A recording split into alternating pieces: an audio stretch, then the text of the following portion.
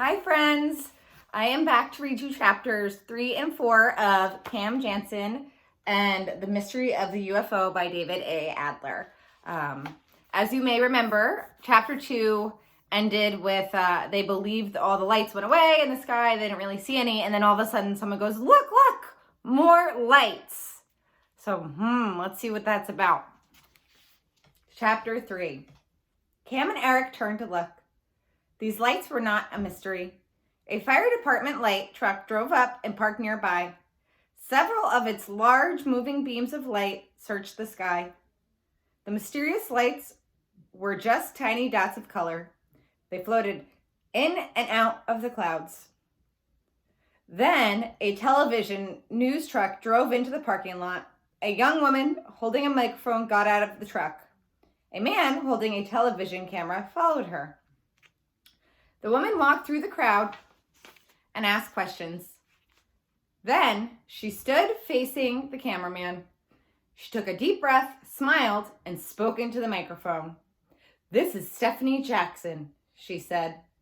"I'm here in the parking lot at the corner of Fillmore and Harrison Avenues. Just moments ago, these people saw several mysterious lights rise into the night. People here are already calling these lights UFOs, or unidentified flying objects." Cam and Eric moved closer to the reporter to hear what she was saying. "Many UFOs are later found to be weather balloons, kites, clouds, or even high-flying airplanes. Sometimes they are only pranks meant to fool us. Others are never identified. Many people believe that some of the truly unidentified flying objects are aircrafts from other planets. Some people even claim to have seen strange creatures get off those flying objects. We still don't know what was seen here tonight. We may never know." Stephanie Jackson turned to a man standing nearby. "Sir, can you tell our viewers what you saw?" The man took off his hat. With his hand, he brushed his hair down. He smiled and spoke into the microphone. "I saw lights," he said in a loud voice. "Yes, well, maybe this girl could tell us more." The reporter held the microphone in front of Cam. With her free hand, the reporter turned Cam to face the camera. "What did you see?" she asked. Cam closed her eyes. She said, "Click." Then the people near Cam smiled. A few laughed. "Click" was a strange answer to a reporter's question. "Well, at first," Cam said, "I thought there was just one UFO, but the lights moved apart sometimes, so I think there were a lot of small UFOs flying together. And at one time, they were close to the ground. I know that because as they were going up, they touched one of the trees outside the park." As Cam was speaking, she noticed that Stephanie Jackson was moving away from her. Then Cam saw why. The kitten was leaning out of Cam's coat and licking the reporter's free hand. "Thank you very much," the reporter said. She walked away quickly. "But there's more," Cam said. "The lights can no longer be seen," the reporter said into the microphone. "They remain a mystery. We don't know what they are or where they came from, but I'm sure the people here tonight will remember what they saw for a long time to come." And look, there's a picture of Cam getting interviewed and the cat licking the reporter's hand. The report was over. Stephanie Jackson put their microphone down. She wiped her hands with some tissues. Then she and the cameraman went back to the truck. The crowd started to move apart. Some people went to their cars. Others walked across the parking lot to the shopping area. Cam pulled Eric to a corner of the parking lot. She closed her eyes and said, "Click." "I can't see it," Cam said. "Come on, Eric. Let's cross the street." Cam and Eric waited at the corner for the light to change. "What can't you see?" Eric asked. "The tree." When the UFOs went up, they hit a tree. I can't see which one it was.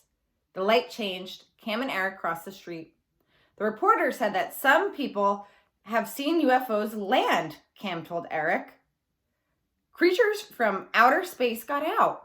Well, these UFOs hit a tree. They might have landed near the tree. Cam stood at the corner. She faced the park. This is where I first saw the UFOs, Cam said. Sometimes, if I stand where I first saw something, it helps me remember. Cam closed her eyes. She said, click. Then she said, I see it. It's a small tree between the two evergreens. Come on, Eric. Let's go there and take a look. Maybe the UFOs left something behind. Something, Eric said. Or someone. Chapter 4. Cam and Eric were a long way from the park. It was past 5 o'clock and already quite dark.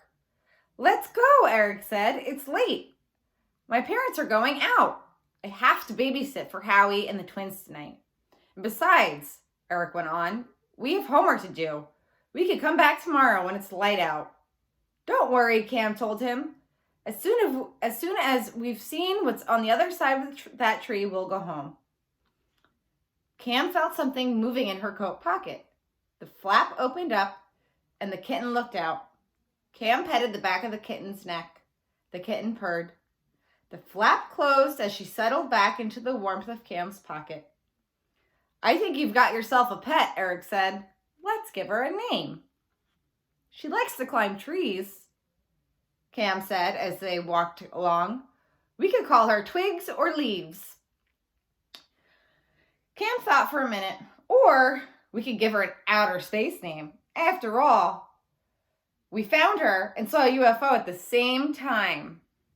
Well, Eric said, we can call her Rocket or Stars or Saturn.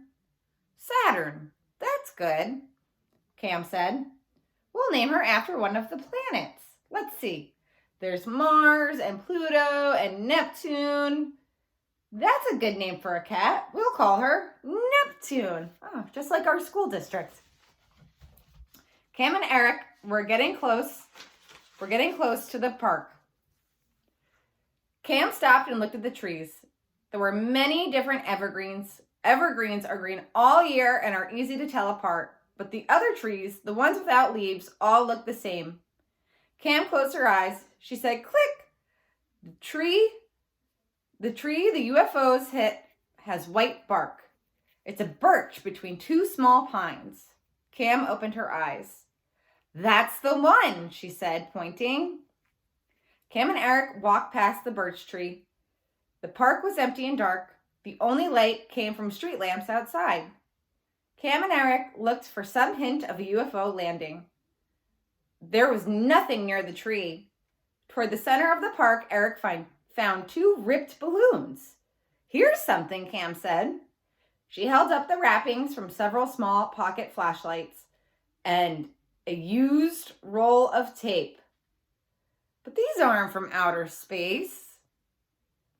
So they found wrappings from several small pocket flashlights, two ripped balloons, and a roll of tape. Interesting. Cam and Eric kept looking. The ground was covered with leaves. They found cigarette butts, crushed soda cans, and candy bar wrappers. Then Cam and Eric heard noises. It sounded like people talking, but they couldn't make out the words. A motor started and bright lights went on. The lights were behind the wall of a handball court. Let's see what's over there, Cam whispered. No, let's go back. We have homework. We can do it later. Come on. Cam walked carefully through the leaves. She tried not to make any noise. Eric followed her. Look, Eric said. A strange-looking creature with silver skin ran out. It had a head, arms, and legs, and it was about the same height as Cam and Eric. Its hands were green, and its feet were blue. It was holding something long and thin. Then a second creature ran out. It was carrying a pile of colored objects. Both creatures dropped what they were holding and ran back behind the wall. This is getting good. I like that description of these creatures. That would be fun to draw. I'm going to stop there for today, keep you on your toes, but I'll be back with more. Have a good day.